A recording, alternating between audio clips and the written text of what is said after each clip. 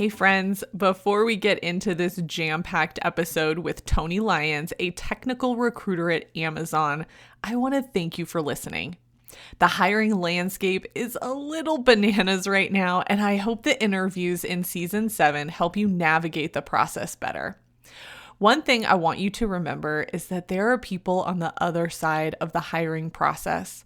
As Tony will mention in this interview, Amazon has proactive recruiters like him who search out candidates, but they also have people who look through all the submitted applications in the online ATS system.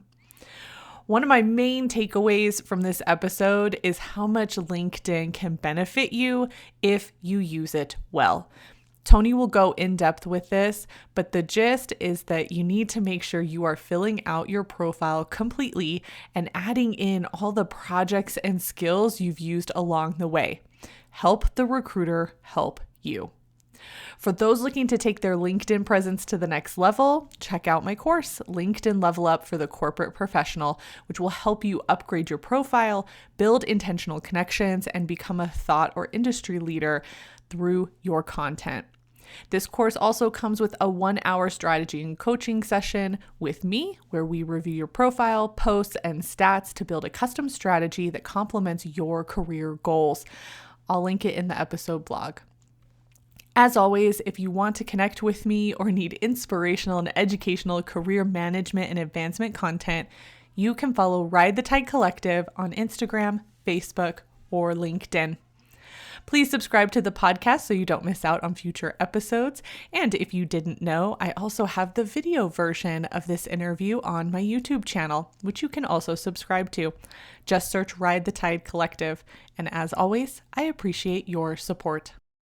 Welcome, everyone. My guest today is a recruiter from one of the largest organizations on the planet, Amazon. And I am so happy to have him here, Tony Lyons, who also is an alum from the college that I went to. So I love having that connection and us being able to help each other throughout our careers. So Tony, thank you so much for agreeing to be on the podcast and sharing all your recruiting knowledge with us. Absolutely. Thank you so much for having me. I'm excited.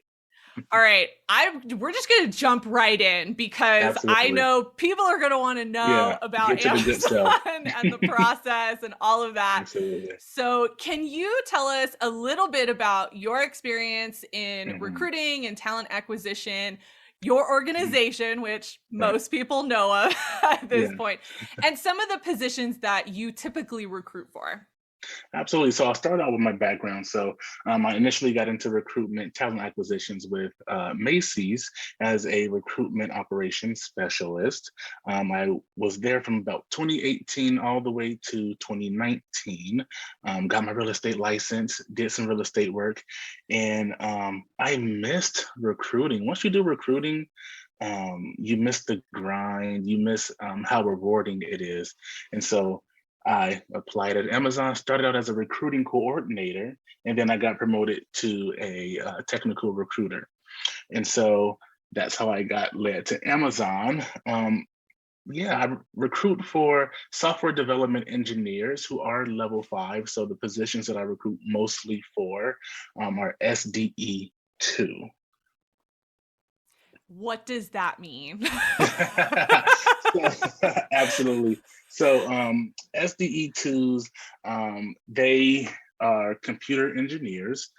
They have a bachelor's degree in computer science or some type of computer related, degree. They work with computer languages and programs such as C Sharp, React, Java, Script. Those may be foreign to someone who's looking at this who isn't in the computer science field, but there's just no other way to dumb it down. But it's a computer science role. Okay. But yeah, and the roles that I typically recruit for, they usually have about 4 years of experience already. So I'm taking them junior level. Okay, great. Thank you for Yes, for explaining that absolutely. for those Oh of us yeah. who don't know all of kind of the Yes. internal language of that. Yes.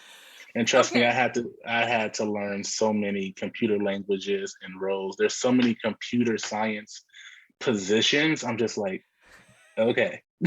So yeah, I had a learning curve too. So Yeah, yeah. You know what's so funny? I used to work with financial engineers at a mhm, job that I had, which is essentially a lot of the same technology that the computer science people use, but on the finance side, and they build models and they do all this like crazy stuff. And I had mhm. to learn all of that too. I was like, I have no idea what any of these Right. things do. But you see how crazy how fast we learn it though, how fast we pick it up. Right, right. It's like you can hold like a decent conversation about what it is, but if you ask Exactly. us how to do it, it's like, nope. Exactly. Exactly. I always tell my candidates, I know what you do. I just don't know how to code. There it is. There it is. There it So is. Okay, so let's talk about the Great Resignation because that is mhm, such a hot topic right now. mhm, And even though it seems like you're recruiting for more junior level, I would love to mhm. know like, has this impacted your recruiting at all, or do you see it impacting your recruiting in the future? Um, so I'll start off by saying no, it has not impacted um in terms of the great resignation because I recruit people are who have the experience. So if I'm sourcing and I see someone who has at least 4 years of experience, I go ahead and reach out to them. Now, I want to go ahead and call it the great reshuffle because in my line of work, it's not that they don't want to work. They just don't want to go into the office. They want to stay at home. I mean, who wouldn't? I mean, you go from waking up early in the AM, getting your car sitting in traffic, going to work and hanging out with people who you may or may not like, and then having a tough day sitting in your car in traffic once more. And then you get home, you barely have any time to spend with yourself or your family. So now we get to the COVID era, unfortunately. However, it did benefit, the work from home aspect because now people are spending more time with their family. They're able to prioritize things in their life a lot more. So the work-life balance kind of shot up. And Mhm. so one of the things Amazon has done was allow, remote positions. And so that makes my job easier. And so with the great reshuffle, no, it really hasn't impacted my job. It's a lot harder to, kind of push people into the offices for headcount space, for headcount Mhm. sake. But other than that, no, it really hasn't impacted my line of work. Okay, okay. I Yeah. wonder too, do you think that's because you're recruiting more on the technical computer Mhm. science side? Because I know I've Yeah. seen a lot of people, do Mhm. certifications, go back to school. Mhm. Like it's kind Yeah. of re-energizing the technical skill Mhm. that you would be recruiting for. Do you think that that's some of it, or are you primarily looking at people who have done 4 years of Mhm. CS and then now they're in the workforce a little bit?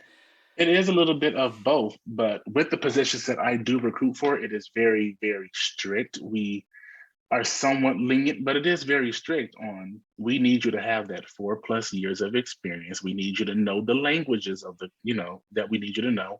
And you need to possess a bachelor's degree. There's no ifs, ands, or buts about that. Even if you do have licenses and certifications, you do need to possess a bachelor's degree. And you can have a bachelor's degree in English. Um, as long as you have Oh, experience with the computer languages and you've okay. worked large scale corporations such as I'll say Capital One or Meta, you know, you have that large scale distribution under your belt, then we take a look at you and then we'll bring you on. Okay. So that's Okay. basically what it.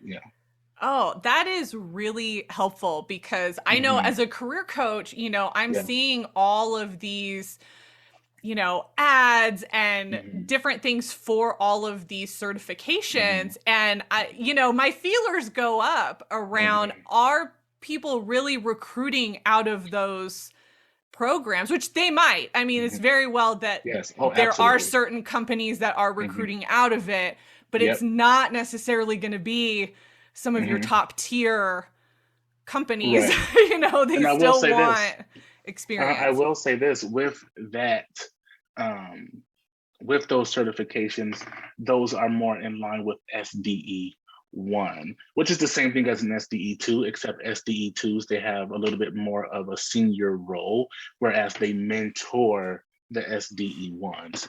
And so people with no bachelor's degree, if they have an associate's degree and they have a certification, then they may be more in line with an SDE one. It's Okay. not guaranteed, but you have a chance at least setting your foot in the door with an interview. I'll Okay. say that. Yeah. Okay. Oh my gosh, Mhm. thank you. So helpful. I really Yes. love the clarity there. Okay, Yes. so let's talk about the hiring cycle, which I know, Mhm. when we get into more like mid-career or Mhm. even slightly early career, there's not always a hiring cycle because sometimes Mhm. it's, just dependent on what's open. But do you Mhm. guys have either like a set hiring cycle or maybe times Mhm. where you tend to see more of an influx of hiring? What does that look like at Amazon? We see an influx. I mean, I would say early February, early March. That's what my leaders have told me. I haven't been with the company that long. I've been with the company since June. So I've only seen it since June till now. Um, so yeah, there is an influx. And then I want to talk about the hiring process. Sure. So as a recruiter, I reach out. I hardly ever look at applications. I send out the application. Okay, Crazy. I send I out the love this application. perspective because I have not heard this yet. Mhm. So I would like to Yeah. know more, please. Right. So when I source, I get the best candidate that I think, I find them, I ask them if they're interested, go ahead and send them out an application. If they complete the application, I go ahead and send them out a 2-hour coding assessment. Once that is completed, we then move to a phone interview. And we kind of get some information about them, their background, and then we have an interviewer who codes with them and, to see if they're at that bar, that level that Amazon hires for. Um, and then after that, they go to an on-site, which is a 4 interview loop. And it's 45 minutes each interview with 15-minute breaks. And That's then so after nice. that, yes. And then after that, they go to the team that they, you know, applied for. Okay. Okay. Yeah. So that's the Um, hiring process. can you tell me more about the sourcing process for you? Like, is that LinkedIn? Is that through whatever application portal you guys already have? Like, what does sourcing look like on your end? It is through everything, everything that I can get my hands on. LinkedIn, whether it's Google, it's a wide variety because I can easily go to Google and search software development engineer with 4+ years experience, um, MIT, Georgia Tech, although, and it brings up so many results. It's endless. Mm-hmm. And so I primarily source with LinkedIn, and that brings the most success. Okay. Okay. LinkedIn is great on many, many aspects and not just sourcing and recruiting. Um, LinkedIn is great. Okay, so let's talk about LinkedIn for a second. We're going to talk Uh-huh. about resumes and interviewing in a Yeah, minute, yeah, yeah, but yeah. I'm such a proponent of LinkedIn, and I always tell my candidates and my candidates, my clients and listeners to, have your LinkedIn, make sure it's filled out, all of Please. that. What are some of your tips, especially from the back end, and the sourcing side? Like, what are you looking for? What do you want people to have on their LinkedIn profile? Honestly, just have the updated information, because some people will say that and I'm talking from a technical point now, a technical perspective. So some candidates will have, oh, I was a software engineer here for a year, and then 2 years at this company, and then 3 years at this company, but they don't list what types of projects or work or metrics that they've done. And don't just put the company that you work for with the title and the years. Go ahead and place your metrics. Go ahead and place what projects you have accomplished. You don't have to put your whole job description. Just put the meat and potatoes. And that gives us an overview, and it saves us a phone call. Because sometimes I'll look at a LinkedIn profile and I'm like, okay, you worked here, you worked here, you worked here, and you went to school here. You know these languages. Okay, so I still got a call to make sure you were doing these things. What were you doing in each role? Because you may have been doing just a specific language in one role of a company, but doing something completely different in another role. So make sure you have your metrics and all of the projects and things of that sort to make yourself stand out, because a lot of people don't do it.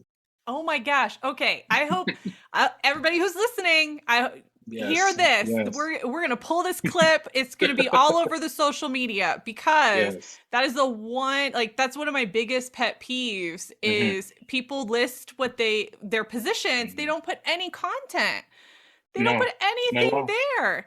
It's blah. And it's crazy. And then Hmm. on the back end, Hmm. I had a friend of mine who shared like the sourcing side Hmm. of LinkedIn, and you Hmm. can search by so many keywords and all of that, and it Hmm. searches your entire profile. Yep, And I'm like, it does. fill it out. Yep, it's like an X-ray. Oh my gosh. Yep, Thank you for sharing that, because I absolutely. feel like people Yeah, need to hear it from the recruiters, that yeah. you're And sourcing, then you're some people using I talk to, LinkedIn. they're like, oh, I didn't think I really had to do all that. I'm like, well, do it. Just do it. Not for our sake, but for your own sake. It'll literally get you a job. Yeah, yeah. You Okay, know. good. Oh, I love hearing that. So good. Yeah. Yes. Okay, so we've talked about sourcing, and it sounds like that's Mhm. primarily what you're doing.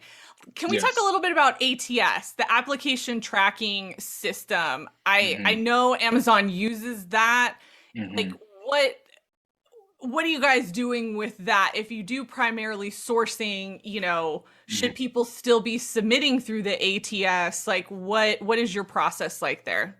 Yes, they have a dedicated team who does look at the ATS, and I'll talk a little bit more about how you should tailor your resume once we get to that part of the discussion.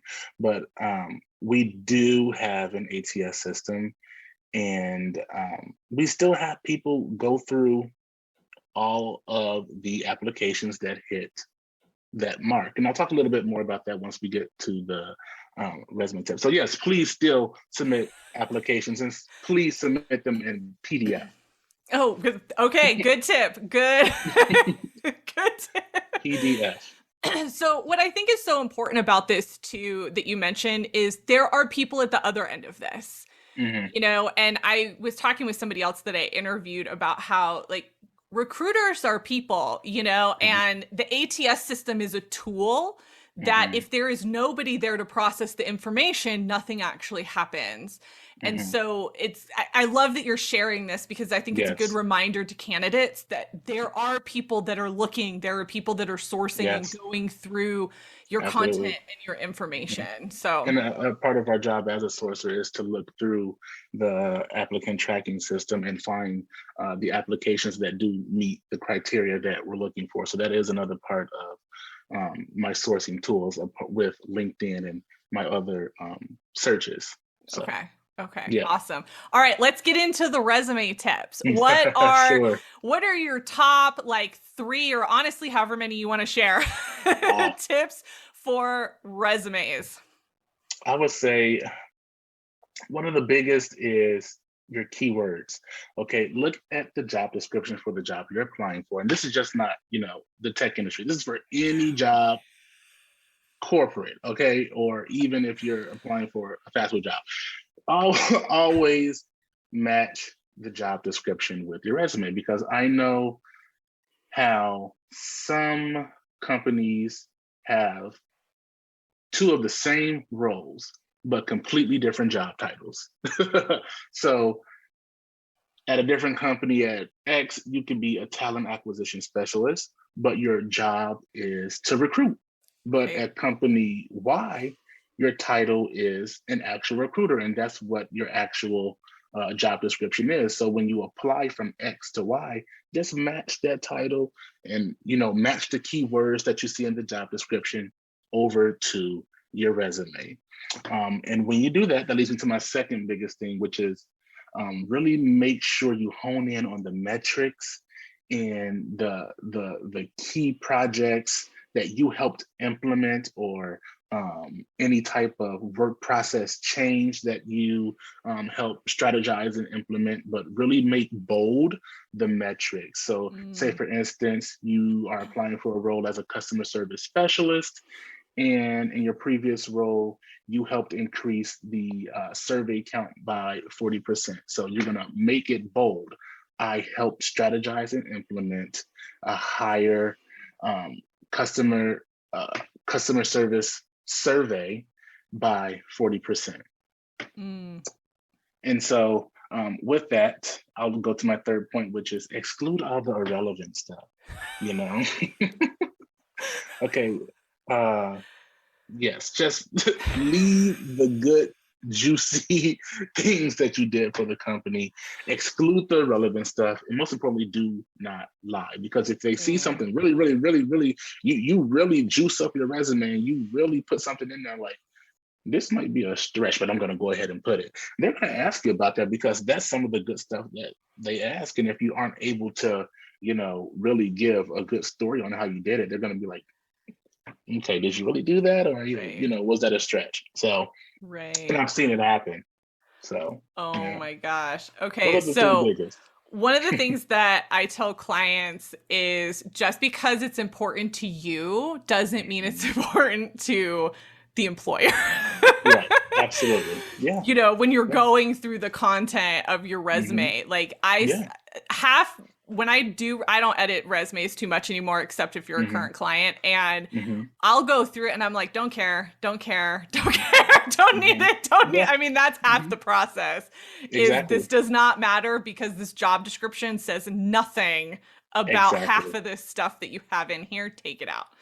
Whatever you see on the job description that you have done in your current role, put it in there, copy the keywords, and leave the metrics in there, and just take everything else out that you don't see on the job description. Yes, And yes. that'll help you with the ATS.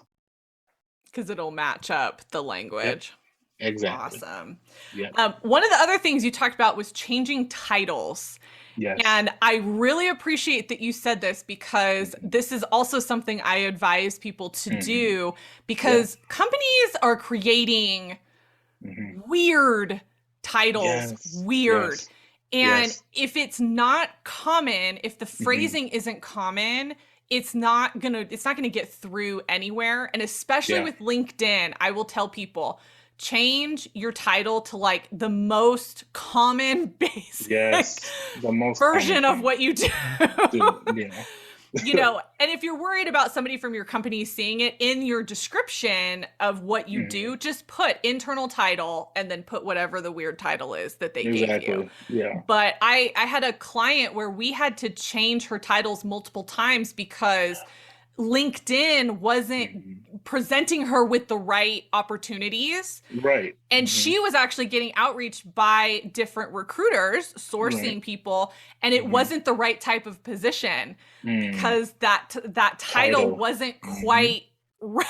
it was Exactly. Yep. just it was It makes a crazy. huge difference, and you'll see like, okay, people are starting to reach out to me more about my, position.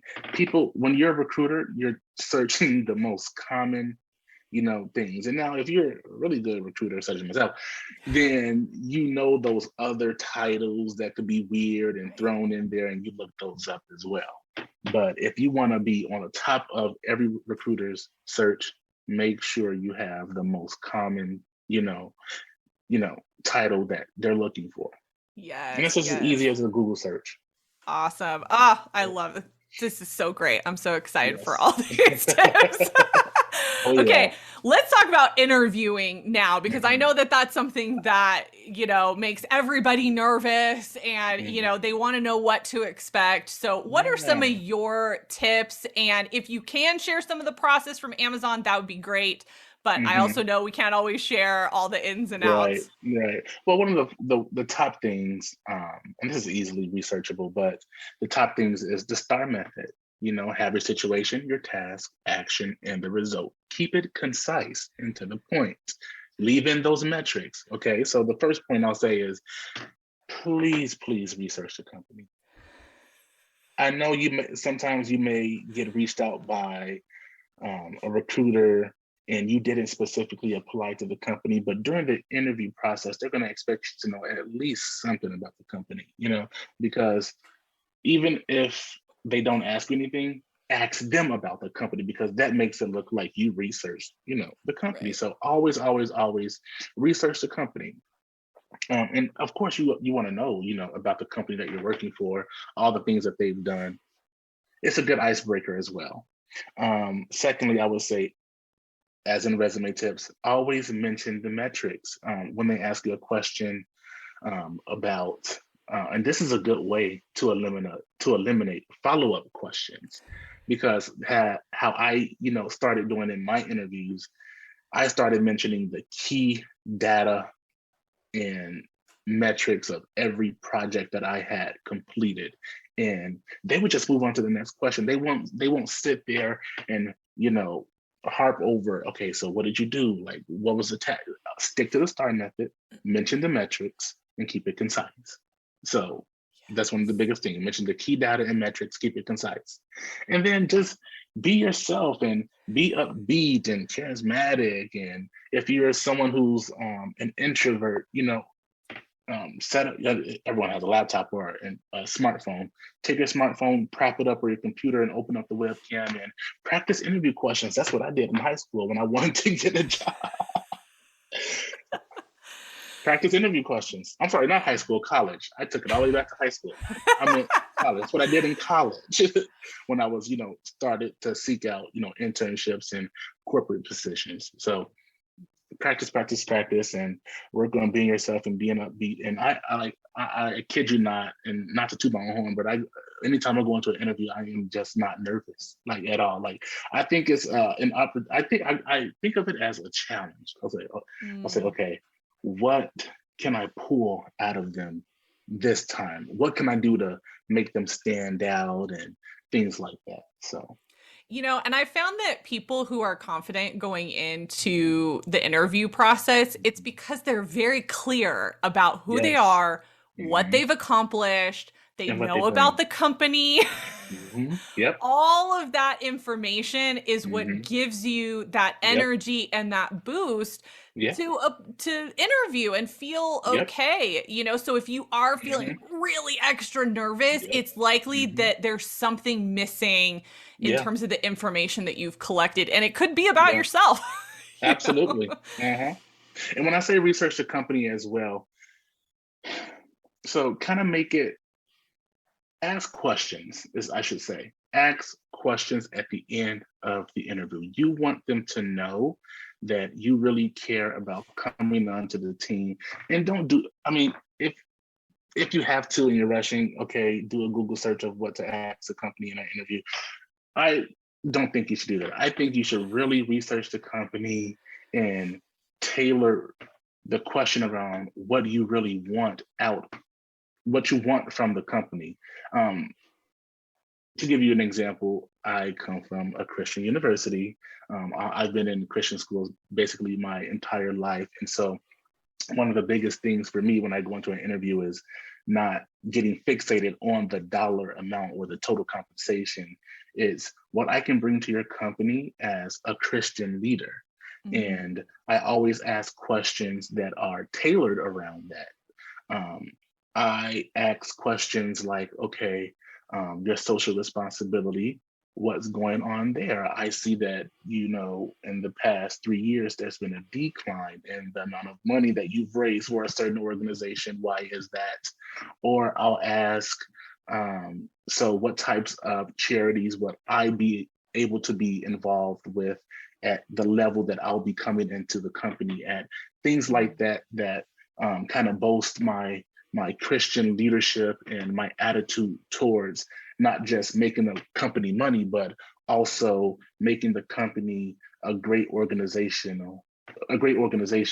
wholly, So Right. Very yeah. value centered. It's asking Yes. value Yes. centered And a questions that lot of companies align. appreciate that. Yeah. And, Mhm. I was thinking when you were talking about researching the company and a company like Amazon, I feel like Mhm. my caution with people is just because you use Amazon, like Mhm. that's not enough research to Right. understand the Yeah. organization and the back end Hmm. of what they're doing. And I Yeah. always tell people like search the news, figure out Yeah. what is kind of the latest thing that's being said about Amazon, Yep. Mhm. positive or negative. Yep. Yeah. Because Absolutely. that's a really great question to say, hey, I Hmm. just read an article that said this. Yep. Can you tell me more Hmm. about how the company is handling it? Or Exactly. something like that, especially if it's something that hits Hmm. at your values. Yep. Because nine So, times out of 10, the recruiter or the interviewer knows exactly what you're talking about, and they're ready to answer it and have a conversation about well, it. and if they aren't ready and they don't Mhm. know, as a That's one of those. candidate, that's a really Mhm. big red flag, because you Right. want people, Mhm. like you're interviewing the company too. So you want Yeah, them to be absolutely. knowledgeable as well. Yeah. And then too, I've had, some interviews where they're like, let me get back to you on that, or oh, that's a really good question. I will have to bubble it up. I'm just like, you should know this already. How do I know this? You don't. I don't work for the company, you did. But Right. yeah. Right. And it's okay, it's okay to pass on Yeah. those opportunities Hmm. if you don't feel comfortable Hmm. in the knowledge that the person sitting across from you has or doesn't Exactly. have. Hmm. Yeah, absolutely. Great. Oh, okay. I'm loving this. So many good tips. I love Okay, it. let's talk about cover letters really quick. Do we Uh, care about them anymore?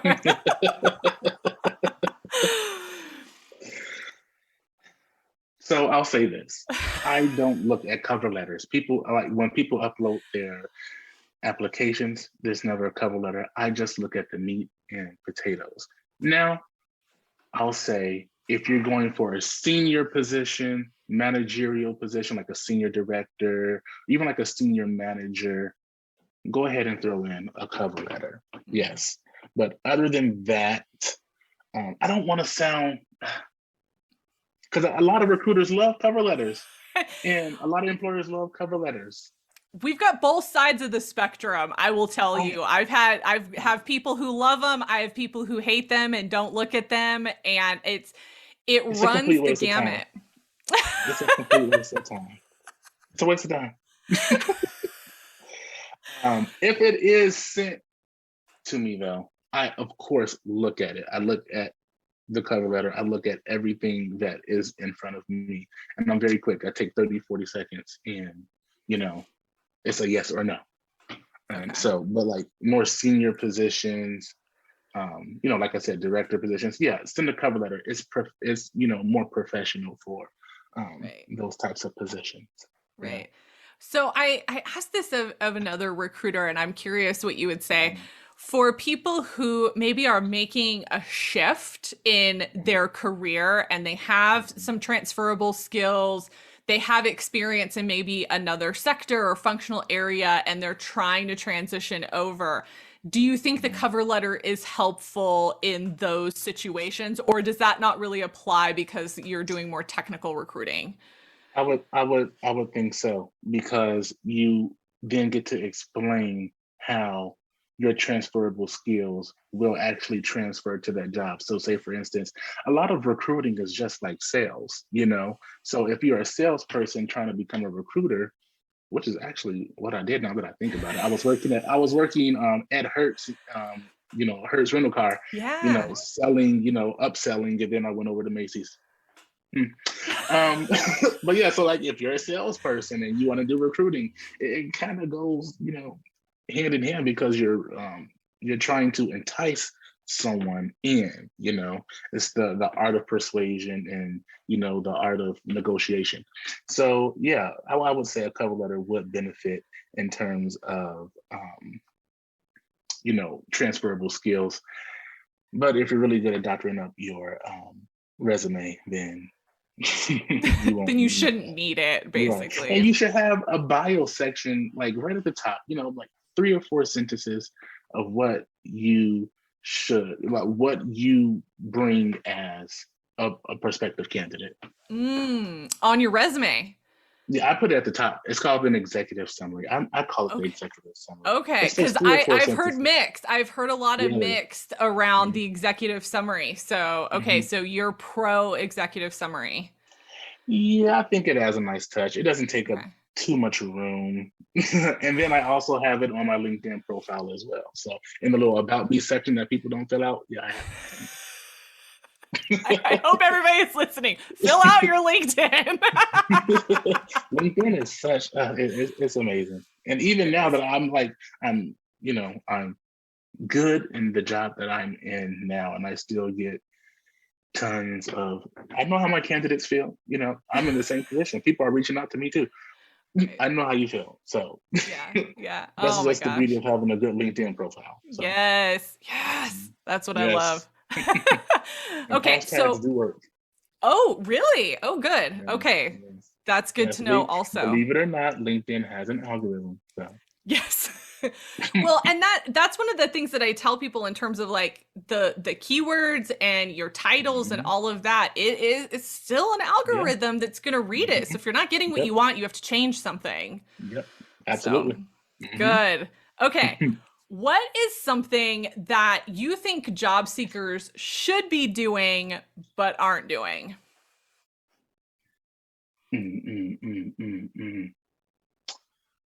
Oh, and I can share an example as well.